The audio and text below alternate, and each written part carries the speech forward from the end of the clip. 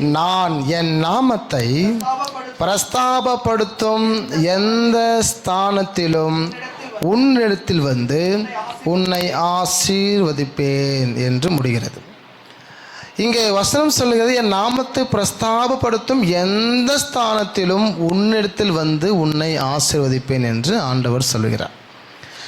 நான் நினைக்கிறேன் நம்ம எல்லாம் சண்டே கிறிஸ்டியானிட்டாக வாழாதபடிக்கு நான் இந்த வசனத்தை உங்களுக்கு மேற்கோள் காட்டுறேன். சண்டே கிறிஸ்டியானிட்டா என்னென்னா, சண்டே மாத்திரம் பைபிள் எடுப்பது, சண்டே மாத்திரம் செவிப்பது, சண்டே மாத்திரம் வந்து கர்த்தர் சமூகத்தில் இருக்குன்னு நினைப்பது, சண்டே மாத்திரம் பரிசுத்தமாக இருந்துட போதும் என்று நினைத்து மனிதர்கள் திங்கட்கிழமை வந்து என்ன செய்வாங்கன்னா, தங்கள் இஷ்டம் போல தங்களுடைய வாழ்க்கை போக்கு மனம் போகிறபடியாக வாழ்கிற ஜனங்களாக இருக்கிறாங்க. ஆனால் வேதம் சொல்கிறது, என் நாமத்தை பிரஸ்தாபப்படுத்தும் எந்த ஸ்தானத்திலும் உன்னிடத்தில் வந்து உன்னை ஆசீர்வதிப்பேன். ஆமென்.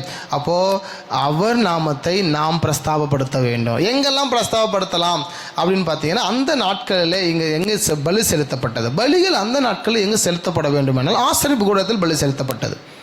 ஆசரிப்பு கூடாரமே அல்லாமல் வேறு எங்கேயும் மக்கள் பலி செலுத்தவில்லை.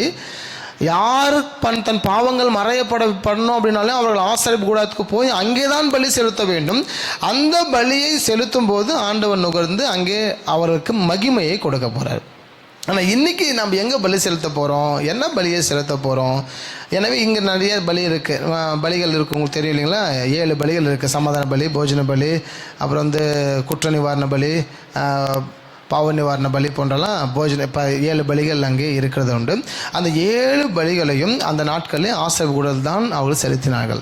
இன்று அதுக்கெல்லாம் சேர்த்து ஒரே ஒரு பலி இருக்குது. நம்ம அது என்ன பலின்னு பார்த்தீங்கன்னா, ஸ்தோத்திர பலி. ஸ்தோத்திர பலியை ஏறெடுக்கிறவன் எவனோ அவனுக்கு ஆண்டவர் அங்கே போய் ஆசீர்வதிக்கிற தெய்வனாக இருக்கிறார். அப்போ ஸ்தோத்திர பலியை நாம் எங்கே ஏறெடுக்க போகிறோம்? மிக முக்கியமாக எங்கே ஸ்தோத்திர பலி ஏறெடுக்க போகிறோம்? அவர்கள் பலி செலுத்தினது ஆசீர்வாத கூடாரத்தில். நாம் எங்கே ஸ்தோத்திர பலி ஏறெடுக்க போகிறோம்னா, நீங்கள் உங்களுக்கு தெரியும், எங்கெல்லாம் நினைக்கிறீங்களோ அங்கெல்லாம் ஸ்தோத்திர பலியை ஏறெடுக்க முடியும். அது மட்டும் இல்லாமல் அவர் நாமத்தை நாம் பிரஸ்தாபப்படுத்த வேண்டும். எதிலெல்லாம் பிரஸ்தாபப்படுத்தலாம்? பேச்சின் மூலமாக அறிவிக்கலாம். இல்லை அப்படின்னா அவர் நாமத்தை வந்து நான் ஜெபிக்கிறது மூலமாக மக்கள் நன்மை, அதன் மூலமாக பிரஸ்தாபப்படுத்தலாம். என்னுடைய கண்கள் பார்க்கிறது நிமித்தமாக கர்த்தரை மகிமைப்படுத்தலாம்.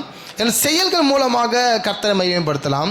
இல்லை என்றால் நான் காதில் கேட்கிற சில நேரத்தில் பாருங்கள், தவறான விஷயங்களை சில பேர் பரப்பிட்டே இருப்பாங்க. அதை நம்ம காதில் கேட்கும்போது அவங்க இன்னும் பேசிட்டே இருப்பாங்க. அப்போது காதில் தவறானதை கேட்பதும் பரிசுத்த குலைச்சலுக்கு நேராக நம்ம வழிவகுக்க செய்யும். அப்போது தேவையில்லாத தவறான காரியங்களை மக்கள் பேசும்போது நம்ம காதுகளை அடைத்து கொள்வது நம்முடைய பரிசுத்தருக்கு, நம்முடைய உத்தமத்துக்கு மிகவும் நன்மையிலே முடியும். அப்போது இயன்ற மட்டும் உங்களுக்கு எங்கெல்லாம் கர்த்தர் நாமத்தை பிரஸ்தாபப்படுத்த முடியுமோ அங்கே எல்லாம் கர்த்தர் நாமத்தை நீங்கள் பிரஸ்தாபப்படுத்துங்க. வீட்டில் குடும்ப ஜெபம் வைக்கலாம். 2வது தனிப்பட்ட முறையில் நீங்கள் ஜெபிக்கலாம். 3வது ட்ராவல் பண்ணும்போது நீங்கள் ஸ்தோத்திரம் பண்ணலாம். 4வது வேலை செய்கிற இடத்துல நீங்கள் ஸ்தோத்திரம் பண்ணலாம். 5வது சபையில் நீங்கள் ஸ்தோத்திரம் பண்ணலாம். ஸோ அவர் நாமத்தை எங்கெங்கெல்லாம் பிரஸ்தாபப்படுத்துகிறீங்களோ அங்கே. 2வது வேலைக்கு போகிற இடத்துல, நம்ம இருக்கிற இடத்துல, நம்ம சொசைட்டியில் சில நேரத்தில் இப்போ கவனித்து பார்த்துருப்போம். நாங்கள் வில்லேஜில் பார்த்துருப்போம். நம்ம கிறிஸ்டின் அப்படின்னா நம்ம சுற்றி வீட்டு அக்கம் பக்கம் இருக்க எல்லாருக்கிட்டையும் ஒம்பல் வச்சுருப்போம். ஒம்பழுத்து சண்டையை போட்டு அக்கம் பக்கம் யாரும் நம்ம கூட பேச மாட்டாங்க. நம்ம பரிசுத்தவான் என்று நினைத்து நம்ம ரொம்ப பர்ஃபெக்ட்னு நினைச்சு என்ன செய்வோம்னா அக்கம் பக்கம்லாம் சண்டை இழுத்து வச்சுருப்போம். இப்போ எப்படி அந்த இடத்துல நம்ம கர்த்தரை மகிமைப்படணும்? கட்டாயம் மகிமைப்படாது. அப்போ அங்கே அந்த ஊரில் நம்ம வீட்டை சுற்றி நம்ம தான் சாட்சியாக இருக்கிறோம், நம்ம தான் மக்களுக்கு பாதுகாவலராக இருக்கிறோம், நம்ம தான் மக்கள் என்ன செய்ய போகிறோம்? ஆசீர்வதிக்க போகிறோம். நீங்கள் தான் ஆசீர்வதிக்கப்பட்டவர்கள். உங்களால் தான் உங்கள் வீடை சுற்றி இருக்க மக்கள் ஆசீர்வதிக்கப்பட போகிறாங்க. பட் எனக்கு கிடைக்கல. நீங்கள் எல்லாம் வந்து ஆசீர்வதிக்கப்பட்டவர்கள். உங்களாலே மக்களுக்கு ஆசீர்வாதம் உண்டாகுமே ஒழிய இப்போ எனக்கே ஆசீர்வாதம் கிடைக்குமா அப்படின்னா, நான் படித்த வரையும் வந்து அதை பார்க்கிலும் வசனம் என்னதான் சொல்லுது, பேதுரு கூப்பிடும்போது நீ வா மனுஷங்களை பிடிக்கிறதாக மாற்றுவேன், நீ வந்தன்னா உன்னை ஆசீர்வாதமாக மாற்றுவேன். உனக்கு ஆசீர்வாதம் கிடையாது, பட் எனக்கு பிளஸ்ஸிங் கிடையாது. நான் என்னால் உங்களுக்கு ஆசீர்வாதம்.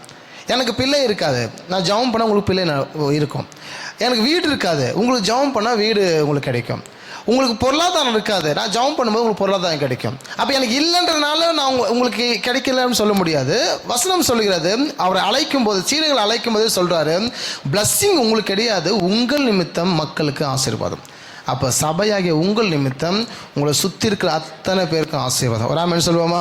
அப்போ என் நாமத்தை எங்கெல்லாம் பிரஸ்தாபப்படுத்துகிறீர்களோ அங்கே வந்து உங்களை ஆசீர்வதிக்கிற தேவன். அவன் நாமத்தை எங்கெல்லாம் பிரஸ்தாபப்படுத்த முடியுமோ நீங்கள் அங்கெல்லாம் பிரஸ்தாபப்படுத்துங்கள். எங்கே நேரம் கிடைக்குமோ அங்கெல்லாம் கர்த்தரை நீங்கள் வெளிப்படுத்தி கொண்டிருங்க. எங்கே நேரம் கிடைக்குமோ அங்கெல்லாம் வசனத்தை நீங்கள் கொடுத்து கொண்டே இருக்கணும். ஏனென்றால் ஆண்டவர் உங்களை அழைத்த நோக்கம் ஆசீர்வாதமாய் வாழ்வதற்காக அல்ல, ஆசீர்வாதமாய் உங்களை வைத்திருக்கிறார். உங்களை பார்த்த ஜனங்கள் பிரகாசம் அடைகிறாங்க. இருளானவர்கள் உங்கள் அண்டைக்கு வராங்க. நீங்கள் மலை மேல் உள்ள பட்டினம், மறைந்திருக்கலாகாது. நீங்கள் வெளிச்சம் உள்ளவர்கள். அப்போ அந்த வெளிச்சம் மற்றவங்களுக்கு நன்மை உண்டாகுது என்று தான் வசனமெல்லாம் சொல்கிறது. ஆனால் இன்றைக்கி அந்த நாட்களையும் கவனித்து பார்த்தீங்கன்னா, ஊழியத்துக்கு வந்த உடனே சொத்துக்களை இழந்தார்கள், வீட்டை இழந்தார்கள், பணத்தை இழந்தார்கள், எல்லாத்தையும் விற்று ஊழியத்துக்கு கொடுத்தாங்க, ஊழியத்துக்கு இறைச்சாங்க. விசுவாசி மக்கள் நிறைய பேர் என்ன செஞ்சாங்க? ஊழியத்திற்காக எதையோ செய்தாங்க. இன்றைக்கி இயேசுவை ஏற்றுக்கொண்டதுனால வீடு வாங்கினேன், இயேசுவை ஏற்றுக்கொண்டதுனால நிலம் வாங்கினேன், அது அப்படியே தலைகீழாக மாறிடுச்சு. அன்னைக்கு இருந்ததெல்லாம் விற்று ஊழியம் செஞ்ச காலம் போய் இன்றைக்கி ஊழியத்து வரும்போது ஒன்றுமே இல்லை, சபைக்கு போகும்போது ஒன்றுமே இல்லை, ரட்சிக்கப்படுற ஸ்டார்டிங்கில் நம்மக்கிட்ட ஒன்றும் இல்லை. ரட்சிக்கப்பட்ட பிற்பாடு நம்மக்கிட்ட என்ன இருந்தது? ஏசு கொடுத்தார், ஹல்லேலூயா அப்படின்னு நம்ம சொல்லிக்கிறோம். ஏசு தான் கொடுத்தாரு. இவ்வளவும் யார் கொடுத்தாரு? ஏசு கொடுத்தாரு. 10 ரூபா பக்கத்து வீட்டுக்காரன் தரமாட்டான். எவன் சத்தாலையும் கொஞ்சம் ஒரு பால் ஊற்ற மாட்டான். அந்த மாதிரி இன்னைக்கு இருக்கிற ஜனங்கள் தான் வளர்ந்து தன் பிள்ளைகள் வளர்ந்து சுய லாபம் உள்ள ஜனங்களாக, இன்றைக்கி மதியற்றவர்களாக இன்றைக்கி கிறிஸ்தவ சமுதாயத்தில் இன்றைக்கி அநேக கூட்டம் இருக்கிறது உண்டு. ஆனால் நமக்கு ஆண்டவர் வசனத்தில் சொல்லி கொடுத்துருக்க காரியத்தின்படி நான் ஆசீர்வதிக்கப்பட்டவன், என்னால் மக்களுக்கு ஆசீர்வாதம். வராமன்னு சொல்லுமா? உங்களால் ஆசீர்வாதங்க. உங்களுக்கு உடம்பு பலவீனமாக இருக்கும், நீங்கள் ஜெபம் பண்ணால் அவங்களுக்கு விடுதலை போயிட்டே இருக்கும். உங்கள்கிட்ட ஒன்றுமே இருக்காது, ஆனால் நீங்கள் ஜெபம் பண்ண தான் விடுதலை ஆகுமே. கவனித்து பார்த்துருப்பீங்கன்னா. பட் என்கிட்ட அது கிடையாது. ஏன் நம்மக்கிட்ட கிடையாது? அது ஆண்டவர் நம்மை ஆசீர்வாதமான பாத்திரமாய் தான் வைத்திருக்கிறார், நமக்கு அல்ல. வசனம் சொல்லுகிறது, இப்படிப்பட்ட சூழ்நிலை இருக்கும்போது தான் ஆண்டவர் சொல்லுகிறார், உங்கள் இருதயம் கலங்காது இருப்பதாக. என் பிதாவின் வீட்டில் அநேக வாசஸ்தலங்கள் உண்டு. அப்படி இல்லாதிருந்தால் நான் உங்களுக்கு சொல்லியிருப்பேன், நான் உங்களை கூட்டிகிட்டு போவேன். யோவான் 14:6 வாசிக்கிறோம். அப்போது ஏன் உங்கள் இருதயம் கலங்காது இருப்பதாக என்று சீடர்களை பார்த்து ஆண்டவர் சொல்கிறாரு.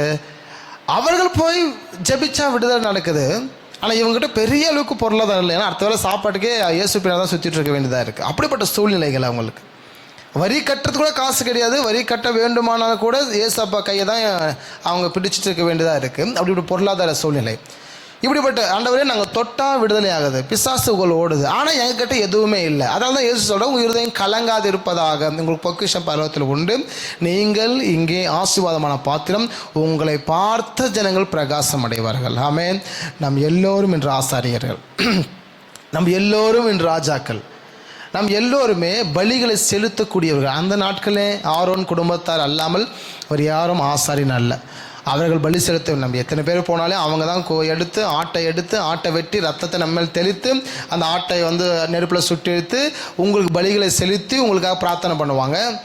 இந்த நாட்களில் இயேசுவை ஏற்றுக்கொண்ட எல்லாரும் அவரவர்களே பிரார்த்தனை பண்ணிக்கலாம்.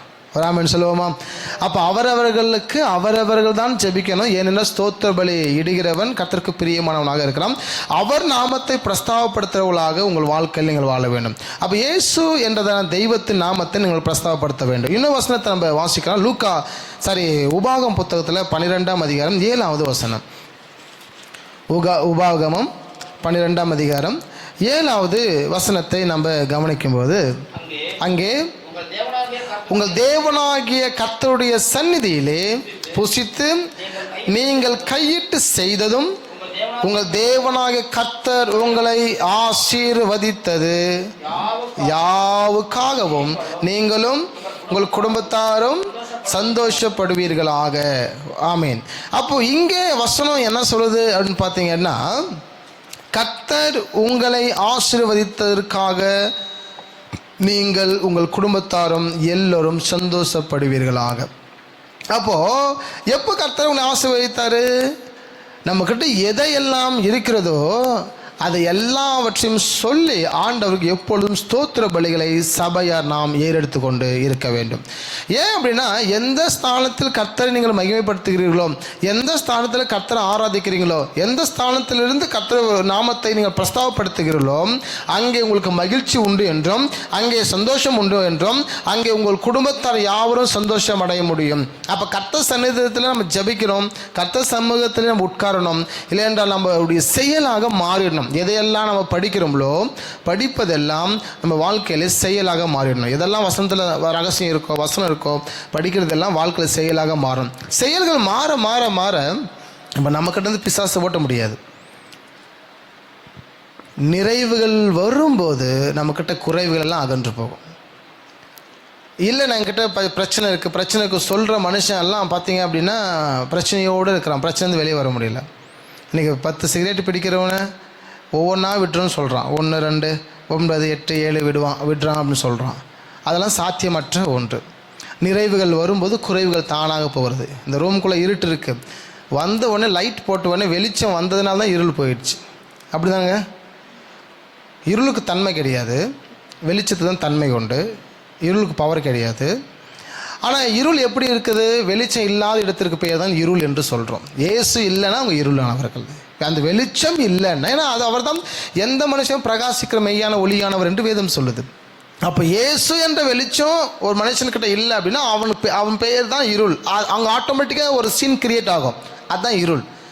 அப்போது வெளிச்சம் இல்லைன்னா இருள். நம் வாழ்க்கையில் ஜபங்களும் ஸ்தோத்திர பலிகளும் இல்லை என்றால் இருளாக இருக்கும். எப்படி நம்ம கர்த்தர் ஆசீர்வதிப்பார்? அப்போது இயன்ற மட்டுமாக நாம் ஸ்தோத்திர பலிகளை எடுத்துக்கொண்டே இருக்கணும். ரெண்டாவதாக நாம் இருக்கிற இடத்துல கர்த்தர் நாமத்தை பிரஸ்தாபப்படுத்தி கொண்டே இருக்கணும். நாம் இயேசு தெய்வத்தை ஆராதிக்கிறபடினாலே அவர் நாமம் விளங்கும்படியாக. இப்போ எப்படின்னா, உங்களை யாரெல்லாம் புகழ்கிறாங்களோ அவங்க எல்லாம் கர்த்தரை புகழ்கிறாங்க, உங்களை யாரெல்லாம் திட்டுறாங்களோ அவங்கெல்லாம் கர்த்தரை திட்டுறாங்க. உங்கள் மைண்டில் ஃபிக்ஸ் பண்ணிக்கணும். உங்களை திட்டுறாங்க அப்படின்னா நீங்கள் கவனித்து பார்க்கணும், தவறு என் மேலே இருக்கிறதா. தவறு உண்மையாகவே உங்கள் மேலே இருக்கும் அப்படின்னா நீங்கள் தான் அது மனஸ்தாபப்படும். ஏன்னா கடவுளுடைய சாயலின்படி ரூபத்திலும் படைக்கப்பட்டவர், வசனத்தின் ரகசியத்தை உள் ரகசியத்தை அறிந்தவர்கள் வாழ்க்கை அவரை போல வாழ வேண்டும். இயேசு சொல்கிறார், என்னை போல ஒரு வாழ வேண்டும் என்று விரும்புகிறார். அப்போ இயேசுவை போல ஒரு மனுஷன் வாழலை அப்படின்னா அவனால் பரலோகத்து போக முடியாது அப்படின்றதான் 100% உண்மை. அப்போ இயேசு எப்போ நம்மளால் வாழ முடியுமாங்க அப்படின்னு கேட்கலாம். 100% வாழ முடியும். இயேசு நம்மை போல பாடுகளை பட்ட நபராக இருந்தார். நம்மை போல அவருக்கு பசி உண்டாயிற்று, நம்மை போல அவருக்கு களைப்பு ஏற்பட்டது, நம்மை போல அவர் தூங்கினார், நம்மை போல அவர் எழுந்தார். இது எல்லாத்தையும் செய்கிற அவர் தன்னை பலப்படுத்தி கொண்டே இருப்பதற்காக அவர் ஜெபிக்கிறவராக இருந்தார். அப்போ எங்கெல்லாம் போகிறாங்கெல்லாம் பிதாவின் நாமம் மகிமைப்பட்டு கொண்டே இருந்தது. இவர் மூலமாக அந்த பிதாவை தேவனை அவர் துதித்தார் என்று பல இடத்துல வசனத்தில் வாசிக்கிறோம்.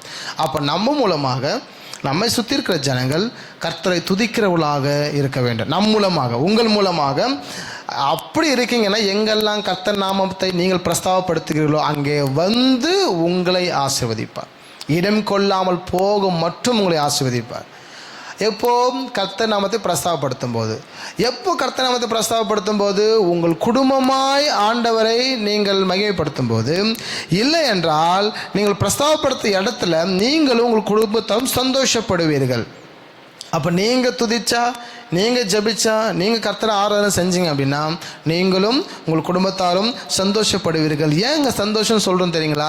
அவர்கள் பலி செலுத்தப்பட்ட அந்த காலத்திலே நடந்ததான ஒன்று. நீங்கள் 6லேருந்து படிச்சிங்கன்னா அங்கே நிறைய சம்திங் பலிகள் எல்லாம் இருக்கும். அந்த பலிகளை எடுத்து, பொருத்தனைகளை எடுத்து, உங்கள் உற்சாக பலிகளையும் உங்கள் ஆடு மாடுகளின் தலையீற்றுகளையும் கொண்டு அங்கே உங்கள் தேவனாய் கர்த்தருடைய சந்நிதியில் புசித்து, அப்போது நாம் எல்லாரும் பலிகள் செலுத்தப்பட வேண்டும். எந்த பலி? நமக்கு இருக்கிற ஒரே ஒரு பலி ஸ்தோத்திர பலி. இயேசு கிறிஸ்து மரணத்துக்கு அப்பாற்பட்ட அடுத்த எந்த பலியும் இல்லை. இந்த உலகத்தில் எந்த பலியும் அங்கீகரிக்கப்படாது. இன்றைக்கி ஒருவேளை இயேசு ஏற்றுக்கொள்ளாதவர்கள் ஆட்டை வெட்டுறாங்க, மாட்டை வெட்டுறாங்க, கோழியை வெட்டுறாங்க, வெட்டி பலிகளை செலுத்துகிறாங்க. அந்த பலிகள் எதுவுமே இன்றைக்கி ஏற்றுக்கொள்ளப்படவில்லை. காரணம், ஒரே பலி, ஆண்டவராகிய இயேசு கிறிஸ்து. அந்த பலி கடைசியான பலியாக இருந்தபடினாலே அந்த ஜனங்களுக்கு அது ஃபைனலாக இருந்தது, இஸ்ரேல் மக்களுக்கு. அப்போது லாஸ்டான பலி இயேசு என்றதான தெய்வம், அவர் தான் ஆட்டுக்குட்டி. அப்போ அந்த ரத்தம் சிந்தலை கிறிஸ்துவ சமுதாயம் நாம் ஏற்றுக்கொண்டபடினாலே நாம் பலி செலுத்த வேண்டிய அவசியம் இல்லை. ஆனால் நமக்கு ஒரே ஒரு பலியை ஆண்டவர் வைத்திருக்கிறார், அதுதான் ஸ்தோத்திர பலி.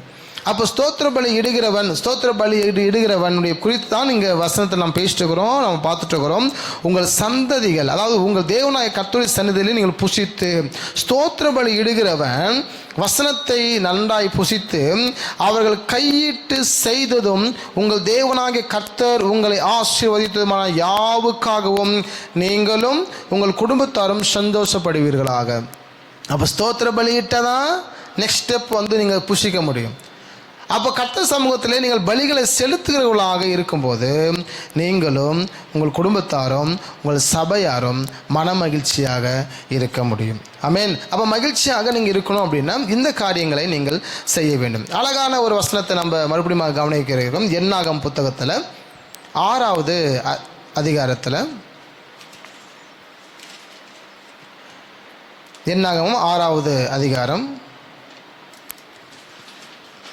22வது வசனத்தை நம்ம கவனிக்க இருக்கிறோம். இந்த வசனத்தை நாம் பல முறை கேட்டிருப்போம் நினைக்கிறேன். பல முறை நம்ம இந்த வசனத்தை கேட்டிருப்போம். வாசிங்க. பின்னும் கர்த்தர் மோசேயை நோக்கி, நீ ஆரோனோடும் அவன் குமாரரோடும் சொல்ல வேண்டியது என்னவென்றால்,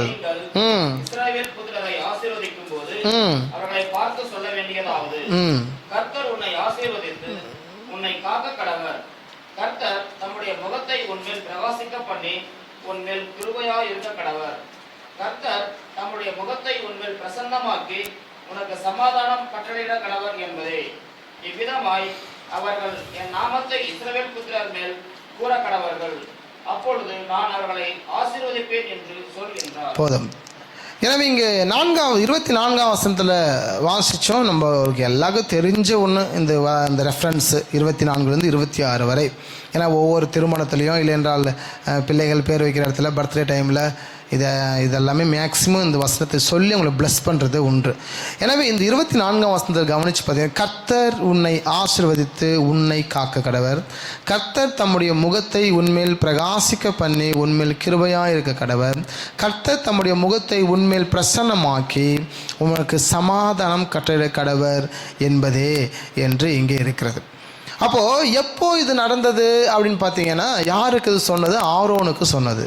ஆரோனும் அவன் குமாரரும் தேசத்தின் ஜனங்களை ஆசீர்வதிப்பதற்காக ஆண்டவர் சொல்லிக் கொடுத்த ஒரு ஆசீர்வாதமான வார்த்தைகள். அப்போ ஒரு மனுஷன் ஆசீர்வதிக்கப்பட வேண்டி, ஒரு தேசம் ஆசீர்வதிக்கப்பட வேண்டி இந்த வார்த்தைகளை வழக்கமாக ஆரோன் குடும்பத்தார் பேசுகிறது வழக்கமாக இருந்தது. அதாவது எங்கெல்லாம் மக்கள் பலிகளை செலுத்தினார்களோ, எப்பெல்லாம் ஆசாரியர் பலிகளை செலுத்தினார்களோ அப்பெல்லாம் இந்த வசனத்தை சொல்லி அவங்களை பிளஸ் பண்ணுவாங்க. யாரெல்லாம் ஆட்டை கொண்டு வரீங்க பலி செலுத்த அப்படின்னா உடனே அந்த ஆட்டை பலி செலுத்திட்டு பலி செலுத்தின உடனே இந்த வசனத்தை சொல்லி அந்த குடும்பத்தை பிளஸ் பண்ணுவது வழக்கமாக இருந்தது. ஆரோனுடைய குடும்பத்தை, அதாவது ஆசாரியர்களுக்கு வழக்கமாக இருந்தது. எனவே இப்போது நமக்கு இருக்க ஒரு பலி இருக்கிறது என்று சொல்லியிருக்கிறோம். என்ன? ஸ்தோத்திர பலி. ஸ்தோத்திர பலியை நாம் பெற்றுக்கொண்ட நமக்கு ஆண்டவர் சொல்லுகிற ஒரு 3 ஆசீர்வாதங்கள் தான் இங்கே இருக்குது. அது என்னன்னு பார்த்தீங்கன்னா, நம்பர் 1 24ஆம் வசனம், கர்த்தர் உன்னை ஆசீர்வதித்து உன்னை காக்க கடவர். யார் ஸ்தோத்திர பலி ஏறெடுக்கிறீர்களோ, யார் கர்த்தர் சந்நிதியில் அமர்கிறீர்களோ, யார் கர்த்தருடைய நாமத்தை பிரஸ்தாபப்படுத்துகிறீர்களோ அவங்களே பார்த்து ஆண்டவர் சொல்கிறாரு, கர்த்தர் உன்னை ஆசீர்வதித்து உன்னை காக்க கடவர். 2வது சொல்கிறார், கர்த்தர் தம்முடைய முகத்தை உன்மேல் பிரசன்னமாக்கி உன்மேல் கிருபையாய் இருக்க கடவர் என்று சொல்கிறார். 3வது சொல்றாரு, கர்த்தர் தம்முடைய முகத்தை உன்மேல் பிரசன்னமாக்கி உனக்கு சமாதானம் கட்டளையிட கடவர் என்பதே. அப்போ இங்கே 3 ஆழ்த்தோ தேவன் இருக்கிறது உண்டு. நீங்கள் கவனித்து பார்த்தீங்கன்னா 3 கர்த்தர் இருக்கிறது. ஆமாங்களா? அப்போ 3 ஆழ்த்தோ தேவன் என்றால் பிதாவாகிய தேவன், குமாரனாகிய இயேசு கிறிஸ்து, பரிசுத்த ஆவியானவராகிய தேவன். பிதாவாகிய தேவன் சொல்கிறாரு, நான் உன்னை ஆசீர்வதித்து உன்னை காப்பாற்றுவேன். எப்படி காப்பாற்றுவார் பிதாவாகிய தேவன்? தம்முடைய குமாரனாகிய இயேசு கிறிஸ்து பூமிக்கு கொடுத்து நான் உன்னை காப்பாற்ற உண்மையில் அன்பு வச்சிருக்கிறேன். அந்த அன்பை நான் எப்படி வெளிப்படுத்த போகிறேன் என்றால், தன்னுடைய ஒரே பேரான குமாரனாகிய இயேசு கிறிஸ்துவை இந்த பூமிக்கு கொடுத்து அவரை உங்களுக்காக பலி செலுத்தி அது நிமித்தமாக உலகத்தையே நான் காப்பாற்ற போகிறேன் என்று தான் இந்த 1வது பிதாவாகிய தேவனுக்கு அடையாளமாக இருக்கிற 24ஆவது வசனம். 25ஆம் வசனம் சொல்லுகிறது, கர்த்தர் தம்முடைய முகத்தை உன்மேல் பிரசன்னமாக்கி உன்மேல் கிருபையாக இருக்க கடவர். 25 தான் வாசிக்கிறோம். இயேசு தான் நம்மேல் கிருபை உள்ளவராக இருக்கிறார். அந்த நாட்களில் பழைய ஏற்பாடு காலத்தில் யெகோவா தேவன் இருந்தார். இயேசு கிறிஸ்து பழைய ஏற்பாடு யெகோவா தேவன். அந்த நாட்களில் தவறு செய்த உடனுக்குடனே என்ன இருந்தது? பனிஷ்மெண்ட் இருந்தது. உடனே அடி, உடனே உடனே வந்து கல்லடித்து கொண்டாங்க. இப்போ ஓய்வு நாளில் வேலை செய்கிறவனை கல்லடித்து கொண்டாங்க. விறகு பொறுக்கினவனை, விறகு எதுக்கு பொறுப்பாங்க? சாப்பாடு செய்வதற்கு. ஆனால் இதையும் அங்கே தவறு என்று மென்ஷன் பண்ணி ஓய்வு நாளில் அவங்க கல்லில் அடித்து கொண்டாங்க. இன்றைக்கி நம்மளை கல்லடித்து கொண்டா எப்படி இருக்கும்? சண்டை சர்ச்சுக்கு போகலைன்னா ஆண்டவர் அடித்து கொண்டா எப்படி இருக்குன்னா அது சாத்தியமற்றது. ஆனால் அவர் கிருபை நம்ம மேலே இருக்கிறதுனால தான் நம்ம என்ன செஞ்சுட்ருப்போம்னா அப்படி தொடச்சி தப்பிச்சுட்டு ஓடிக்கிட்டே இருப்போம். கிருபை இருக்கிறதுனால தான். நீ நம்ம 1000 தவறு பண்ணாலையும் மீறுதலுக்கு உட்பட்டாலையும் நம்ம என்ன செஞ்சிட்ருக்கோம்? ஓடிக்கிட்டு இருக்கிறது காரணம் தான் அவர் கிருபை. எனவே 2வது அதனால தான் அவர் சொல்கிறாரு, தம்முடைய முகத்தை உங்கள் மேல் பிரகாசிக்க பண்ணி உன்மேல் கிருபையாக இருக்க கடவுள். யாருடைய முகத்தை நம்ம மேல் பிரகாசிக்க பண்ணுகிறார்? யார் முகம் பிரகாசமாக இருந்ததுன்னா இயேசு கிறிஸ்து முகம். என்னால் வசனம் சொல்லுது, அவரை நோக்கி பார்த்த முகங்கள் பிரகாசம் அடைந்தது. அப்போ செகண்ட் ஒன்று, இயேசு கிறிஸ்துக்கு அடையாளமாக தான் அந்த ஆசீர்வாதத்தை அந்த ஆரோன் குடும்பம் முழு இஸ்ரவேல் மக்கள் பலி செலுத்தும் போது சொல்லப்பட்ட வார்த்தை தான், தம்முடைய முகத்தை உன்மேல் பிரகாசிக்க பண்ணி உன்மேல் கிருபையாக இருக்க. அவர் தான் கிருபை. அந்த கிருபை நம்மேல் இருந்தால் தான் நம்மளால் விலகி கொள்ள முடியும். ஓகே, 26 பரிசுத்த ஆவியானுக்கு அடையாளமான ஒரு வார்த்தை, ஒரு வசனம் தான் அங்கே. தம்முடைய முகத்தை உன்மேல் பிரசன்னமாக்கி உனக்கு சமாதானம் கட்டளையிட கடவர். எப்போ சமாதானம் மக்களுக்கு கிடைச்சது? இயேசு கிறிஸ்து சிலுவையில் அறையப்பட்டாயிற்று. சிலுவையில் அறைந்த உடனே 40 நாள் இயேசு கிறிஸ்து உயிர்த்தது. 40 நாள் பூமியில் இருந்தார். தமக்கு இஷ்டமான யாவருக்கும் அவர் வெளிப்பட்டார். சீடைகளோடு இருந்தார். 40 நாள் கழித்து இயேசு கிறிஸ்துவும் பரலோகத்தை எடுத்துக்கொள்ளப்பட்டார். எடுத்துக்கொள்ளப்பட்ட பிற்பாடு இவங்க என்ன செய்கிறாங்கன்னா மேல் வீட்டு அறையில் போய் உட்கார்ந்துட்டுருக்குறாங்க. எத்தனை நாள் உட்கார்ந்துட்டுருக்காங்க பார்த்தீங்கன்னா 9 நாள் உட்கார்ந்துட்டுருக்காங்க. 49 நாள் ஆயிடுச்சு. இப்போ இவங்க கலக்கத்தில் இருக்கிறாங்க. பரிசுத்த ஆவியானவர் வரும்போது அவர்களை நிரப்பும்போது அவர்கள் சமாதானத்தை பெற்றுக்கொண்டாங்க. கலக்கம், இயேசு சொன்னார், அவர் போயிட்டார். அவர் சொன்னதானே நடக்குமா நடக்காதா? அவரை நம்பி ஊழியம் பண்ணலாமா பண்ணக்கூடாது? அவர் இல்லை. ஒரு மனுஷன் மரித்து போனால் அவன் பேர் முழுவதும் அற்று போகிறதாக வசனம் சொல்லுது. இன்றைக்கி நான் 1000 பேசலாம், சொத்தெல்லாம் உனக்கு எடுத்துக்கோப்பான்னு சொல்லிடலாம் என் பிள்ளைங்களுக்கு. பட் நான் மரிச்சிட்டேன் அப்படின்னா வசனம் சொல்லுது, என் பெயர் முழுவதும் இந்த பூமியிலிருந்து அற்று போகிறது. நான் சத்துட்டேன் அப்படின்னா என்னுடைய வாக்குறுதி அற்று போகிறதாக வேதம் சொல்லுது. இப்போ இயேசு மரித்த பிற்பாடு அவர் சொன்னதெல்லாம் எப்படி நிறைவேறும் நம்ப முடியும் என்ற அந்த சீடர்களுக்கு ஒரு 9 நாள்கள் மிகப்பெரிய ஒரு கலக்கம் இருந்தது. அவங்க கலக்கத்தோடு இருக்கும்போது தான் அவங்களுக்கு ஒரு சமாதானம் கிடைத்தது. யார் என்றால் பரிசுத்த ஆவியான இந்த பூமிக்கு இறங்கி வந்து அவங்க நிரப்பும் போது எல்லாம் புஷ்டி அடைந்து என்ன செய்கிறாங்க? சமாதான உடன்படிக்கை நடக்கிறது. அப்போ நடக்கும்போது பயந்து போய் கிடந்த அந்த சீடைகள் 50 நாள் பயந்துட்டு இருக்கிறாங்க. இயேசு கிறிஸ்து சிலுவையில் அறைந்த அந்த நாட்கள் இருந்து திடீர்னு சீமோன் பேதுரு எழுந்து வெளியே வந்து பிரசங்கம் பண்ணுறாரு. இயேசு கிறிஸ்துவை நீங்கள் தான் கொலை செய்தீர்கள். இயேசு கிறிஸ்து உயிரோடு எழுந்தார். இயேசு உயிரோடு எழுந்ததுக்கு நாங்கள் தான் சாட்சி அப்படின்னு சொல்லி பலமாய் அவர் சாட்சி சொன்னானே 3000 பேர் ஒரே ரவுண்டில் ரசிக்கப்படுறாங்க. சரி, இந்த 3000 பேர் எங்கே இருந்தாங்க? அவர் பிரசங்கம் பண்ணும்போது இப்போ ரூமை விட்டு வெளியே வந்த உடனே 3000 பேர் அங்கே எப்படி இருந்தாங்கன்னா அது எந்த இடம் பார்த்தீங்கன்னா தாவீது ராஜாவுடைய கல்லறை. அந்த மேல் வீட்டு அறை எப்படிப்பட்ட மேல் வீட்டு அறை அப்படின்னு பார்த்தீங்க அப்படின்னா அந்த மேல் வீட்டு அறை தான் இயேசு கிறிஸ்து அப்பத்தை போயிட்டு சீடர்கள் கொடுத்து வாங்கி பூசியுங்கள் உங்களுக்காக பிடிக்க செய்கிறோம் என்று சொன்னார். அந்தபடியே பாத்திரத்தையும் எடுத்து இதை கொடுத்து இதை குடியுங்கள் உங்களுக்காக சிந்த ரத்தம் என்று சொல்லி அவர் அடையாளப்படுத்தி இதை ஒரு உடன்படிக்கையாக இந்த உலகத்தின் முடிவு பரிந்து நீங்கள் கடைபிடிக்க வேண்டும் என்று சொல்லி அங்கே அந்த மேல் வீட்டர் தான் கர்த்தர் சொன்னார். எப்படின்னு பார்த்தீங்கன்னா அந்த பண்டிகை பஸ்கா பண்டிகை. இன்றைக்கி ஒரு சமாதி இருக்கும். தாவீது ராஜா முழு இஸ்ரவேலுக்கும் மிகப்பெரிய ஒரு ராஜாவுடைய சமாதியை, பெரிய சமாதியை சுற்றிலுமாக நிறைய ரூம் இருந்தது.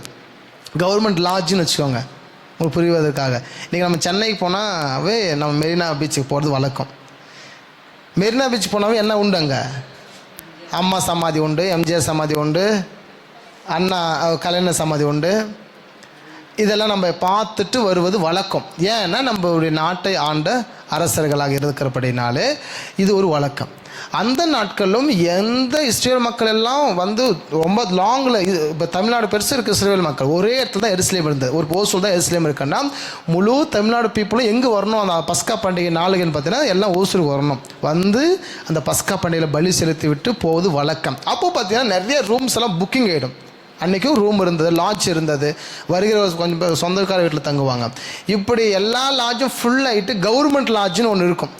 ஃபைனலாக பில்ட்ரை அந்த கவர்மெண்ட் லாட்ஜ் தான் இந்த தாவீது அந்த சமாதிக்கு மேலே அந்த கவர்மெண்ட் அவங்க கணக்கில் இருந்தது, அந்த அரசாங்க கணக்கில் இருந்தது தான் அந்த லாட்ஜ். எங்கேயுமே ரூம் கிடைக்காதனால தான் அவர்கள் என்ன செய்கிறாங்கன்னா, இயேசு கிறிஸ்துவை அந்த பஸ்கா பண்டிகையை கொண்டாடுவதற்காக இவங்களுக்கு தெரியாது சீடைகளுக்கு, இது அப்பத்தை எடுத்து பிட்டு கொடுக்குற இதே ஒரு லாஸ்ட் நைட்னு அவங்களுக்கு தெரியாது. வழக்கம் போல் அவங்க வெஜ்ஜு சப்பாத்தி ரொட்டியெல்லாம் சுட்டு துணியில் சுற்றி தள்ள வச்சு எடுத்துகிட்டு போயிட்டாங்க, மூட்டையாக கொண்டு போய் வச்சுக்கிட்டாங்க. அந்த லாட்ஜில் தான் அவங்க 50 நாள் நிற்கிறாங்க. அந்த லாட்ஜ் தான் பார்த்திங்கன்னா தாவீதின் அந்த சமாதி. அதனால தான் சீமோன் பேதுரு அந்த அபிஷேகம் நிரப்பப்பட்ட உடனே வெளியே வரார். வெளியே வந்த உடனே அவர் பிரசங்கம் பண்ணும்போது 3000 பேர் அங்கே ரட்சிக்கப்படுறாங்க. அப்போ அவ்வளத்திரள் கூட்டம் அங்கே எப்படி வந்தது அப்படின்னா, தாவீதின் அந்த சமாதியை பார்த்து விட்டு போகிற மக்கள் வந்து பார்க்கும்போது நடந்ததான ஒரு சம்பவம் தான் அந்த சம்பவம். அப்போ 3வதாக பரிசுத்த ஆவியானதான் உங்களுக்கு சமாதானத்தை கொடுக்க போகிறாரு. அப்போ ஃபஸ்ட்டு பிதாவாகிய தேவன் உன்னை காக்க கடவுள். எப்படி உங்களை காப்பாற்றுறான்? அவர் தமது குமாரனாக இயேசு கிறிஸ்துவை உங்களுக்கு கொடுத்து உங்களை காப்பாற்றினார். இயேசுவை கொடுத்து உங்களை பாவத்திலிருந்து மீட்டெடுத்தார், சாபத்திலிருந்து மீட்டெடுத்தார். இயேசு கிறிஸ்து உங்களுக்கு கொடுத்து அநியாயத்திலிருந்து மீட்டெடுத்தார், உங்களை காக்க கடவர். செகண்ட் ஒன்று பார்த்தோம், தம்முடைய முகத்தை உண்மையில் பிரகாசிக்க பண்ணி உண்மையில் கிருபையாக இருக்க கடவர். இயேசு கிறிஸ்துக்கு அடையாளம். யார் முகத்தை நம்ம பிரகாசிக்க பண்ணோம்? இயேசு முகம். அவர் முகத்தை நோக்கி பார்த்தோம் பிரகாசம். அவரை பார்த்த எல்லாரும் பிரகாசம் அடைந்தாங்க. அவரை தொட்டாலே விடுதலை, பார்த்தாலே நன்மை. ஸோ அவர் முகத்தை நோக்கி பார்த்தவர்கள் பிரகாசம் அடைந்து மட்டுமல்ல கிருபையாக இருக்க கடவர். நீங்கள் நம்ம நினைக்கிறோம், ஐயா ஆண்டவரே அநியாயம் பண்ணுறான், இன்னும் எத்தனை காலங்கள் கிருபை. கொஞ்சமாயிலும் ஃபைனல் ஸ்டேஜ் ரட்சிக்கப்பட்டுற மாட்டானா? விடுதலை ஆகிட மாட்டானா? இயேசுவின் ரத்தம் வேஸ்ட் ஆகிடக்கூடாது. ஒவ்வொரு மனுஷனுக்கும் சொந்தம். இன்றைக்கி 800 கோடி மக்கள் உலகத்தில் இருக்கிறாங்க. இந்தியாவில் 150 கோடி இருக்கிறாங்க. தமிழ்நாட்டில் 8 கோடி மக்கள் இருக்கிறாங்க. இவ்வளோ கோடி மக்களுக்கும் இயேசுவின் ரத்தம் சொந்தம். யார் வேணாலும் அதை யூஸ் பண்ணிக்கலாம். இலவசமான ரட்சிப்பு யார் வேணால் எடுத்துக்கலாம். ஏன் அவன் ரொம்ப பொறுமையாக நம்மளை அடித்தாலும் ஏன் அவனை பொறுமையை விட்டு வச்சுக்கிறன்னா, அடித்தா அவன் அவள் தான் போயிடுவான். ஆனால் அவன் ஆத்மா விலையேறி பெற்றதாக இருக்குது. அந்த ஆத்மாக்காகவும் இயேசு ரத்தம் சிந்தனைப்படினாலே அவனை ஆண்டவர் இன்னும் கொஞ்சம் காலம் வைத்திருக்கிறார். அவன் ரட்சிப்பிற்காக, அழிப்பதற்காக அப்படின்னு வசனம் இருக்குது. அதே சமயத்தில் ரட்சிப்பதற்காக என்றும் வசனம் இருக்குது. ரட்சிப்பதற்காக அவனை வச்சிருக்கிறாரு. தொடர்ச்ச பிரச்சனை பண்ணிட்டே இருந்தான்னா அவனை துன்மார்க்க லிஸ்ட்டில் வச்சு அவனை அந்த ஆக்கிரிக்கு நேராக வைப்பேன் என்றும் வசனம் சொல்லுகிறது. அப்போது அவர் கிருபைக்காக தான் இன்றைக்கி எல்லாம் கிறிஸ்தவரை துன்பப்படுத்தினாலும் அடித்தாலும் என்ன செய்தாலும் கிறிஸ்தவங்களுக்கு தோற்று போகிறாங்க. இன்றைக்கி கிருபை, இயேசு என்ற தெய்வத்தின் கிருபை நம்ம மேலே இருக்கணும் அப்படின்னு யார் சொல்கிறா? இயேசு கிறிஸ்து மரிக்காததுக்கு முன்பதாகவே ஆரோனுக்கு ஆண்டவர் சொல்கிறாரு, அவர் முகத்தை பார்த்தால் பிரகாசம், அவர் தான் கிருபையாய் காக்க கடவர். 3வது சொல்லப்பட்டிருக்க தெளிவான ஒரு வார்த்தை, உனக்கு சமாதானம் கட்டளையிட கடவுது என்றார். பரிசுத்த ஆவியானவரால் தான் நீங்கள் சமாதானமாக இருக்கிறோம். இல்லைன்னா சமாதானம் குலைச்சல் ஏற்பட்டிருக்கும், சமாதானம் இல்லாமல் இருக்கும். நம்ம வாழ்க்கையில் சமாதானம் இல்லைன்னு நம்ம சொல்கிறோம் இல்லைங்களா சில நேரத்தில். ஆனாலும் சமாதானத்தோடு வாழ்வதாக நம்ம பேசிக்கிட்டு இருக்கிறோம். எவ்வளோ தான் பிரச்சனை இருந்தாலும் நம்ம இயன்ற மட்டும் நம்ம சமாதானத்தோடு என்ன செய்கிறோம், இருக்கிறோம். இவ்வளோ பிரச்சனை மத்தியில் இருக்கக்கூடிய நாம் சில பேர் சொல்லுவாங்க, இயேசு இல்லைன்னா நான் என்ன செஞ்சேன், சூசைட் பண்ணியிருப்பேன். அவ்வளோ பிரச்சனை பிரதர், தாங்க முடியல, போராட்டங்கள், நெருக்கம். இயேசுனால் தான் என்ன செய்கிறோம், விடுதலை. ஏன்னா உங்களுக்கு மட்டும் தான் நெருக்கம் வரும், உங்களுக்கு மட்டும் தான் போராட்டம் வரும். ஏன் உங்களுக்கு மட்டும் வரும் போராட்டம் அப்படின்னு நம்ம பார்க்கோம் அப்படின்னா, பிசாசானவன் தெரிந்து கொள்ளப்பட்டவர்களும் வஞ்சிக்கத்தக்கதாக உங்கள் மேல் கண் போட்டு இருக்கிறான். எவனை விழுங்கலாமோ என்று வகை தேடி எப்பொழுதும் உங்களுக்கு பக்கத்தில் சுற்றி கொண்டே இருக்கிறான். அவன் நோக்கமே வெளியே இருக்கிற யாரும் கிடையாது. அவங்க ஆல்ரெடி உள்ளே வந்துட்டாங்க அவனுக்குள்ளே. அவன் நோக்கமே யாரை தான் டார்கெட்னா நீங்கள் தான். சபைக்கு போகக்கூடாது, ஜெபிக்கக்கூடாது, நன்மை பெறக்கூடாது. ஏன்னா நீங்கள் ஆசீர்வதிக்கப்பட்டவர்கள், ஆசீர்வாதமானவர்கள். நீங்கள் அவனுக்கே ஜெபிச்சு அவனுக்கு விடுதலை நடந்துச்சு அப்படின்னா யாருக்கு அதிகமாக கோபம் வரும்? பிசாசுக்கு. யார் மேலே கோபம் வரும்? ஓட்டுனவங்க மேலே தான் கோபம் வரும். உங்களை தான் வந்து தாக்குவான். இப்போ யாருக்காவது ஜெபம் பண்ணுறீங்க அப்படின்னா உங்களை பிசாசு தாக்குறான், உடனே அடுத்த நாள் உடம்பு சரியில்லாமல் ஆயிடுது. பட் அவங்களுக்கு விடுதலை நடந்திருக்கு, உங்களுக்கு பிரச்சனை இருக்குது. என்ன காரணம் அப்படின்னா அவங்ககிட்ட தான் பரிசுத்த ஆவியானவர் இருக்கிறாரு. அவன் விடுதலை நடந்துச்சு. அந்த பிசாசு எங்கே போகிறதுன்னு தெரியாமல் எங்கே நிற்குது, இப்போ உங்ககிட்ட நிற்குது. ஆனால் உங்களை ஏதாவது செய்ய முடியுமா அப்படின்னா செய்ய முடியாது. ஏன்னா பாதாளத்தின் வாசல்கள் சபை மேற்கொள்ளாது. நம்ம எல்லாம் சபை, இந்த சபையை பாதாளத்தின் வாசல்கள் மேற்கொள்ளாது. அவன் 1000 இடத்துக்கு போனாலும் வந்தாலும் அவனுக்கு வந்து சுற்றுவான் செய்வான், எவனை விழுங்கலாமோ என்று வகை தேடி சுற்றி திரிகிறது பிசாசாக இருக்கிறான். ஆனால் நாம் தூங்கினாலும் நம்மளை தூங்காமல் பாதுகாக்கிற கர்த்தர் உண்டு. ஆமென். அப்போது நாம் இயன்ற மட்டும் பரிசுத்தமாக இருக்கணும். இயன்ற மட்டும் நாமத்தை பிரஸ்தாபப்படுத்துங்க. இயன்ற மட்டும் ஸ்தோத்திர பலி இடுங்க. ஸ்தோத்திர பலி இடுகிற இடத்துல நீங்கள் 3 காரியத்தை ஞாபகம் வச்சுக்கணும். 1, பிதாவாகிய தேவன் நம்மை காப்பாற்றினார். யாரை கொண்டு? இயேசுவை கொண்டு. 2வது, குமாரனாகிய இயேசு கிறிஸ்துவின் முகம் நம்ம பிரகாசமாக இருந்தது, அவர் கிருபை நம்மேல் இருக்கிறது. 3வதாக பரிசுத்த ஆவியானவர் நமக்கு சமாதானம் கொடுக்கிறார். அப்போ எங்கெல்லாம் பலிகளை செலுத்தினார்களோ அங்கே எல்லாம் இந்த இந்த 3 விதமான பிளஸ்ஸிங்கை ஆரோன் குடும்பத்தார் முழு இஸ்ரவேலுக்கும் கொடுத்தார்கள். எங்கெல்லாம் பலி செலுத்தினியோ, எதெல்லாம் பலி செலுத்தினியோ, பலி செலுத்தியா வா வந்து அதை வெட்டி அந்த ரத்தத்தை தெளித்து அவங்க மேலே தெளிப்பாங்க. தெளிச்சிட்ட பின்னாடி அவங்கள ப்ளஸ் பண்ணும்போது 3 லைன் சொல்லி தான் ப்ளஸ் பண்ணுவாங்க. பிதாவாகிய தேவன், குமாரனாகிய இயேசு கிறிஸ்து, பரிசுத்த ஆவியானவர் தேவன். இயேசு மரிக்கவில்லை அந்த நாட்களில்.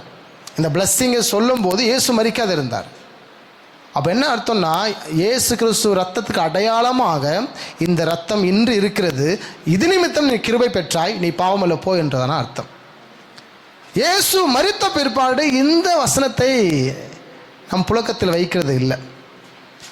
சபைகள் தோறும் நம்ம வந்து இயேசுடைய மரணத்துக்கு பிற்பாடு, அந்த பலிக்கு பிற்பாடு நம்ம ஃபுல்லாக சுத்திகரிக்கப்பட்டோம், 100% உண்மை.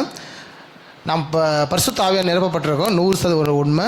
இந்த ஃபேன் மாதிரி தான், சுவிட்ச் அங்கே ஆஃப் பண்ணிட்டோம் அப்படின்னா ஃபேன் உடனே நிற்காது, கொஞ்சம் நேரம் ஓடிக்கிட்டே தான் இருக்கும். சில பேர் வண்டி நம்ம அப்படி தான் ஓடும். ஆண்டவர் நம்ம விட்டு எப்பயோ போயிட்டுருப்பார். பரிசுத்தம் நம்ம விட்டு எப்பயோ போயிட்டுருக்கும். பரிசுத்த ஆவியானவர் எப்பயோ நம்ம விட்டு போயிட்டுருப்பார். நம்முடைய அசிசி நிமித்தம், நம்ம பாவத்தை நிமித்தம், நம்முடைய அநியாயத்தை நிமித்தம், நம்முடைய அக்கிரமத்தை நிமித்தம் ஆண்டவர் எப்பயோ நம்மளை விட்டு ஓடிக்கிட்டு இருப்பார். ஆனால் நம்ம வண்டி ஓடும். சபைக்கு போவோம், ஜெபம் பண்ணுற மாதிரி இருப்போம், பைபிள் படிக்கிற மாதிரி இருப்போம், வசனம் புரியுற மாதிரி இருக்கும். என்னென்னா அந்த வண்டி ஓடுது, ஃபேன் ஓடிக்கிட்டே இருக்குது. தூரத்துலேருந்து பார்க்குறவங்க கரண்ட் இருக்குமா தான் தெரியும். அது நிற்கிற காலம் ஒன்று உண்டு. அப்போ எப்பொழுதுமே அவங்க சார்ஜ் பண்ணிக்கிட்டே இருக்கிறதுக்காக தான் ஆண்டவர் திருச்சபையை ஏற்படுத்தினார். அந்த நாட்களில் திருச்சபை என்பது பரிசுத்தவங்க ஐக்கியம். இந்த ஐக்கியத்தை ஆண்டவர் ஏற்படுத்தின நோக்கம் சார்ஜ் பண்ணிக்கிட்டே இருப்பதற்காக. ஏனென்றால் சபை தான் ஆண்டவர் எடுத்துக்கொள்ளப்பட போகிறாரு. நம் எல்லோரும் ஒரு சபை, ஒரு மனவாட்டி கூட்டம்.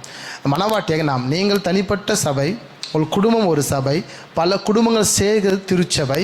இந்த சபைக்காக தான் இயேசு கிறிஸ்து மரித்தார். இந்த சபை தான் அவர் எடுத்துக்கொள்ளப்பட போகிறாரு. பரிசுத்த ஆவி வரும்போது பரிசுத்தவானுடைய ஐக்கியத்தை அதிகமாய் அவர் இணைத்தார். ரட்சிக்கப்பட்டவர்களை அனுதினமும் சபையிலே சேர்க்கப்பட்டால் என்று வசனம் இருக்கிறது. ஏன் எந்த சபையை குறிக்கிறது? அன்று பல குடும்பங்கள் சேர்ந்து, ரட்சிக்கப்பட்டவர்கள் சேர்ந்து கர்த்தரை ஆராதித்து அவருடைய சரீரத்தையும் இரத்தத்தையும் குறித்து அவர் உணர்ந்து திருவிருந்தில் கை வைத்து அது நிமித்தம் அவங்க பரிசுத்தமாகிக்கொண்டே இருந்தாங்க. இயேசு வருகைக்காக காத்திருந்தார்கள். இன்றைக்கி திருச்சபையாக நாம் வருகைக்காக காத்திருக்கிறது ரொம்ப குறைந்து போன ஒரு கருத்தாக இருக்குது. இன்றைக்கி வருகை பற்றி இன்றைக்கி பேசுவது குறைந்து, நீங்கள் பிளெஸ்ஸிங்காக இருப்பீங்க, ஆசீர்வாதமாக இருப்பீங்க, வீடு கிடைக்கும், கார் கிடைக்கும், வண்டி கிடைக்கும், 100% வந்து இது எதுவுமே உண்மை இல்லை. எது உண்மை இல்லை? இயேசு ஏற்றுக்கொண்டா வீடு கிடைக்கும், உங்களுக்கு கார் கிடைக்கும், இன்றைக்கி கல்யாணம் ஆகணும்னு உள்ளே வருவாங்க, நன்மை நடக்கணும் உள்ளே வருவாங்க. இதெல்லாம் ஒரு பக்கம் வந்து உண்மையாக இருந்தாலும் கூட இது முக்கியம் இல்லை. இதெல்லாம் உலகத்தில் அழிவுக்குட்பட்டது. இதுக்கு நீ சபைக்கு தான் போகணும் அவசியம் இல்லை. வீடு வேணும்னா சபைக்கு வரணும்னு அவசியமாக நீங்கள் ஊர் மேய்ஞ்சா கூட நமக்கு வீடு வாங்கிடலாம். இன்றைக்கி குப்பை பொறுக்குன்னா கூட, குப்பை பொறுக்க பார்த்தீங்களா, டெய்லி ஒரு 1000 ரூபா சம்பாதிச்சு போயிட்டே இருக்கிறான். ஊர் மேய்ஞ்சா கூட கார் வாங்கலாம், உலக பிரகாரம் வாழ்ந்தால் கூட வீடு வாங்கலாம், கார் வாங்கலாம். திருமணம் ஆர்த்தி இங்கே தான் வரணும்னு இல்லை. கிறிஸ்டியன் மேட்ரிமனி, இந்து மேட்ரிமனி, ஜாதிக்கு ஒரு மேட்ரிமனி இருக்குது. மேட்ரிமனி ஒரு 10 மேட்ரிமனியில் நீ அப்ளை பண்ணி வச்சுருந்தனா ஏதாவது ஒன்று, பொண்ணு இருந்தால் பையன் இல்லாமல் இருக்குமா? சபைக்கு ஏன் நம்ம வரோம்? இந்த ஐக்கியம் பரலோகத்தின் சாயல் என்று வசனம் சொல்லுகிறது. பரலோகத்தின் சாயல் பூலோகத்தின் நிழல் என்று இருக்கிறது. அப்போ இது ஐக்கியம் பரிசுத்த கூட்டம் என்று இருக்கிறது. இந்த பரிசுத்த கூட்டம் எடுத்துக்கொள்ளப்படுகிற கூட்டமாக இருக்கிறது. அவர் இந்த சபையை நேசிக்கிறார் என்று வசனம் சொல்லுகிறது. இந்த சபைக்கு அவர் தலை, நம்ம எல்லாம் மணவாட்டி, அவர் மணவாளன். மணவாளனாகிய இயேசு கிறிஸ்து மணவாட்டிய சபையை நேசிக்கிறார். நம்மளால் நிச்சயிக்கப்பட்டவர்கள். நீங்களாம் யார்? நிச்சயிக்கப்பட்ட பெண். நம்ம பிடிச்சிக்கோம், நிச்சயிக்கப்பட்டவர்கள். நிச்சயிக்கப்பட்ட நீங்கள் இப்போ திருமணத்துக்கு தயாராக இருக்கணும், தயார் நிலையில் இருக்கணும். எப்பொழுதும் நம்ம அலங்கரித்து, எப்போ திருமணம்? அவர் வரும் நாளிகையில் மணவாளன் வரும்போது மணவாட்டியாக நம்மை பரிசுத்த ஆவியானவர் மத்திய ஆகாயத்தை கொண்டு போய் அவர்கிட்ட விட்டுருவார். அவர் தான் நம்ம என்ன செய்வார்னா ஒரு விருந்தொன்னை வைத்து அங்கேருந்து நம்மளை பரலோகத்துக்கு கூட்டிகிட்டு போய் நிப்பாட்டுவார். அப்போ மணவாட்டி மனவாட்டியாக திருச்சபை நாம் நிச்சயிக்கப்பட்ட நாம் இன்றைக்கி பின்மாற்றம் அடைஞ்சிட்டு இருக்கிறோம். இன்றைக்கி நீங்கள் நம்ம வில்லேஜில் கவனித்து பார்த்துருப்போம். ஒரு பொண்ணுக்கு நிச்சயம் பண்ணிட்டாலே வந்து வெளியே போக விட மாட்டாங்க, வெளியே போகக்கூடாது அப்படிம்பாங்க, எங்கேயும் போய் தங்கக்கூடாது அப்படிம்பாங்க. எந்த ஃபங்க்ஷன் போனாலும் அந்த அப்பா அம்மா கூட போய்ட்டு அப்படி வந்துடணும் அப்படி விரும்புவாங்க. என்ன அப்படின்னு நிச்சயிக்கப்பட்ட பொண்ணு நாளைக்கு வந்து ஏதாவது தப்பாக பேசுகிறான் ஊர் அப்படின்னு நினைப்பாங்க. இப்போ நிச்சயிக்கப்பட்ட பெண் வந்து அங்கே எங்கே போய் ஃபங்க்ஷன் போயிட்டு தங்கிக்கிட்டு ஊர் மெஞ்சிக்கிட்டு இருந்தால் எப்படி இருக்கும்? மணவாளன் கண்டுபிடித்தால் அந்த பெண் வந்து ரிஜெக்ட் பண்ணிடுவார். இன்றைக்கி இயேசுவை ஏற்றுக்கொண்டேன், இயேசுக்கிட்ட உள்ளே வந்துட்டேன், ஞானஸ்நானம் எடுத்துட்டேன், திருவிருந்து எடுத்துட்டேன்னு சொல்லி இன்றைக்கி ஒரு கூட்டம் அப்படியே பின்மாற்றம் அடைஞ்சிட்ருக்கு. நிச்சயிக்கப்பட்ட பெண் தன்னை அலங்கரித்து கொண்டு ஆயத்தமாக இராமல் தன்னை அலங்கரியாமல் வெளியே ஓடி இந்த உலக ஐஸ்வர்யத்துக்குள்ளே மாட்டிக்கொள்ள விரும்புது. வேதம் சொல்லுகிறது இந்த உலக ஐஸ்வர்யத்துக்குள்ளாக அவன் மாட்டிக்கொள்ள விரும்புகிறான். அப்போது நாம் நிச்சயிக்கப்பட்டவர்கள் மணவாளனுக்காக காத்திருக்க வேண்டும். மிக முக்கியமாக மணவாளனுக்காக காத்து. இந்த வசனத்தை நான் மறுபடியும் ஒன்று சொல்லிடுறேன். இதையெல்லாம் இந்த 3 ஆசீர்வாதமும் இஸ்ரேல் மக்களுக்கு ஆண்டவர் கொடுத்தது. 3 ஆசீர்வாதத்தில் 3 ஆழ்த்துவ தேவன் உண்டு. அதாவது பிதாவாகிய தேவன், குமாரனாக இயேசு கிறிஸ்து, பரிசுத்த ஆவியானவர் இங்கே இருக்கிறார். இது 3ஆல் தான் பிளஸ்ஸிங் மனுஷனுக்கு கிடைச்சது. 24ஆம் வசனம், பிதாவாகிய தேவன் உன்னை ஆசீர்வதித்து உன்னை காக்க கடவது. எப்படி காக்க கடவுது? இயேசு கிறிஸ்துவை கொடுத்து நம்மை காப்பாற்றினார். 25 வாசிக்கும் போது, கர்த்தர் தம்முடைய முகத்தை உண்மையில் பிரகாசிக்க பண்ணி உண்மையில் கிருபையாக இருக்க கடவுள். அவர் முகம்தான் பிரகாசம், அவர் நோக்கி பார்த்தவர்கள் வெட்கப்படைய மாட்டாங்க, அவரால் கிருபை. 3வது, கர்த்தர் தம்முடைய முகத்தை பிரசன்னமாக்கி உண்மையில் சமாதானம் கட்டளையிட கடவர். அப்போ அவர் உனக்கு சமாதானம் கொடுக்கணும் அப்படின்னா பரிசுத்த ஆவியா உதவியோடு ஒரு மனுஷன் வாழ்ந்தா அப்படின்னா இடியே இடித்து நம்ம தள்ள விழுந்தால் கூட அதை கெத்தாக நிற்பீங்க. ஊரே உங்களை ஒதுக்கி விட்டாலும் அப்படின்னு சில பேர் அப்படி நிற்பாங்கல்ல, சபைக்கு போகிறவங்களாம். யார் என்னை விட்டு போனாலும் கூட நான் ஆண்டை விட மாட்டேன்னு அப்படி கெத்தாக நிற்கக்கூடியவங்க தான் அந்த 3வது கேட்டகரி. சமாதானம் உள்ளவங்களாக இருப்பாங்க. பரிசுத்த ஆவியா இருக்கும்போது அவர் கூட இருந்தால் யானை பலமாக இருக்கும், காண்டாமல் இருக்கிறது ஒத்த பலத்தை அவர் கொடுப்பார். பரிசுத்த ஆவியான நீங்கள் உதவி கேட்கும்போது, பரிசுத்த ஆவியான நீங்கள் லைக் பண்ணும்போது ஆண்டவர் அதை உங்களுக்கு கொடுப்பார். அதுக்கு ஈக்குவலாக ஒரு வசனத்தை மட்டும் நம்ம கவனிக்க இருக்கிறோம். சங்கீதம் 133வது சங்கீதத்தை கவனிக்கும்போது முதல் 3 வசனத்தை நம்ம வாசிக்கலாம். 133வது சங்கீதம். இதோ ஆமாம், சகோதரர்கள் ஒருமித்து வாசம் பண்ணுகிறது. சூப்பர். இங்கே வசனம் சொல்லுது போதும். இங்கே முதலாவது வசனம் 133வது சங்கீதத்தில் முதல் வசனம் சொல்லுது, சகோதரர்கள் ஒருமித்து வாசம் பண்ணுகிற எத்தனை நன்மையும் எத்தனை இன்பமுமாக இருக்கிறது. ஆமென். அப்போ சகோதரர்கள் ஒருமித்து வாசம் செய்வது இன்பமும் நன்மையும் என்று சொல்கிறது. 2வது வசனம் சொல்லுது, அது ஆரோனுடைய சிரசின் மேல் ஊற்றப்பட்டு அவனுடைய தாடியிலே வடிகிறதும் அவனுடைய அங்கியின் மேல் இறங்குகிறதுமான நல்ல தைலத்திற்கும் என்று இருக்கிறது. அப்போது பரிசுத்தவான்கள் ஐக்கியம் என்பது, ஒருமித்து வாசம் செய்வது என்பது, அது ஆரோனுடைய அபிஷேக தைலத்திற்கு ஒப்பானது என்று இருக்கிறது. அப்போது நீங்கள் சபை என்பது நம்ம ஒன்று கூடி உங்கள் வீட்டில் கூட வீட்டில் ஃபுல்லாக ஒன்று கூடி ஜபிக்கிறது உங்கள் மேல் ஊற்றப்படுகிற அபிஷேக தைலத்துக்கு ஒப்பானது. அந்த அபிஷேகம் யார் மேல் ஊற்றப்பட்டது அந்த நாட்களில்? ஆரோன் மேலும், ஆசாரியர்கள் மேலும், ராஜாக்கள் மேலும், பிரதான ஆசாரியர் மேலும் ஊற்றப்பட்டது. அந்த தைலம் அவர்களே அல்லாமல் வேறு யார் மேலும் ஊற்றப்படுவதற்கு அனுமதி இல்லை. அப்படி ஊற்றினால் அவர்கள் கொலை செய்யப்பட கடவுள் என்று தேவனாகிய கர்த்தர் மோசேக்கிட்ட சொல்லியிருப்பார். அப்போ அபிஷேக தைலம் யார் மேலே இன்றைக்கி ஊற்றப்படுதுன்னு பார்த்தீங்கன்னா, ஒருமித்து வாசம் செய்கிறவர்கள். யாரெல்லாம் ஒருமித்து வாசம் செய்கிறீங்களோ, ஒன்று கூடினால், இப்படி நம்ம வாசனம் படிக்கிறோம்ல, 2-3 பேர் நாமத்தை கூடி ஜெபித்தான் நான் வந்து வாசம் செய்வேன். அப்போது ஐக்கியப்படும் போது, நம்ம சபையாக ஐக்கியப்படும் போது, ஒரு குடும்பமாக ஐக்கியப்பட்டு ஜெபிக்கும் போது, 2-3 பேர் ஐக்கியப்பட்டு ஜெபிக்கும் போது உங்கள் மேல் அந்த ஆரோனுக்கு சொல்லப்பட்ட அந்த அபிஷேக தைலத்தை ஊற்றப்படும் போது அது தாடியிலே வடிகிறதும் அவனுடைய அங்கியின் மேல் இறங்குமா நல்ல தைலத்திற்கு ஒப்பாக இருக்கிறது. அப்படிப்பட்ட அபிஷேகம், நிரம்பி வழியக்கூடிய அபிஷேகம் தான் ஆண்டவர் அந்த நாட்களில் உங்களுக்கு கொடுப்பார். ஆமென். அப்போ அந்த அபிஷேகத்தை நீங்கள் என்ன செய்யணும் அப்படின்னா முழுவதுமாக பெற்றுக்கொள்ளக்கூடியவர்களாக இருக்க வேண்டும். அப்போது ஆண்டவர் சமூகத்திலே ஒருமித்து நம்ம வாசம் செய்யணும். ஆண்டவர் சமூகத்திலே இயன்ற மட்டுமாக ஸ்தோத்திர பலியை நீங்கள் ஏறெடுக்கணும். இயன்ற மட்டுமாக உங்கள் குடும்பமாக நீங்கள் மகிழ்ச்சியாக இருப்பதற்கான முயற்சிகளை ஏறெடுங்க. தனிப்பட்ட முறையில் மகிழ்ச்சியாக இருப்பது முயற்சிகளை ஏறெடுங்க. பரிசுத்த ஆவியான நமக்கு உதவி செய்வாராக. ஓகே, லாஸ்ட்டாக ஒரு வசனத்தை நம்ம சொல்லி முடிச்சோம். உபாகமம் 11ஆம் அதிகாரம் 26ஆம் வசனம். உபாகமம் 11வது அதிகாரம் 26வது வசனம். பாருங்க, ஆண்டவர் சொல்லியிருக்கிறாரு, உங்களுக்கு முன்பாக ஆசீர்வாதத்தையும் சாபத்தையும் வைக்கிறேன் என்று சொல்லுகிறார். இப்போ கவனிச்சுக்கோங்க, உங்களுக்கு முன்னாடி ஆண்டவர் சொல்லியிருக்கிறாரு சாபத்தையும் ஆசீர்வாதத்தையும் வைக்கிறேன் என்று சொல்லி. அப்போ நீங்கள் தான் அதை நீங்கள் டிசைட் பண்ணிக்கணும். நீங்கள் சுயாதீன சுயசித்தம் உள்ளவர்கள் ஒவ்வொருத்தருமே. நீங்கள் முடிவெடுத்து நீங்களே என்ன செய்ய முடியும்னா அதை அனுபவிக்க முடியும். ஆண்டவர் அப்படிதான் மனுஷனை படைத்திருக்கிறார். இப்போ இங்கே கவனிக்கும்போது அவர் சொல்லியிருக்கிறாரு, நான் உங்களுக்கு முன்பதாக ஆசீர்வாதத்தையும் சாபத்தையும் வைத்திருக்கிறேன். இப்போ நீங்கள் தான் அதை சூஸ் பண்ணிக்கணும்.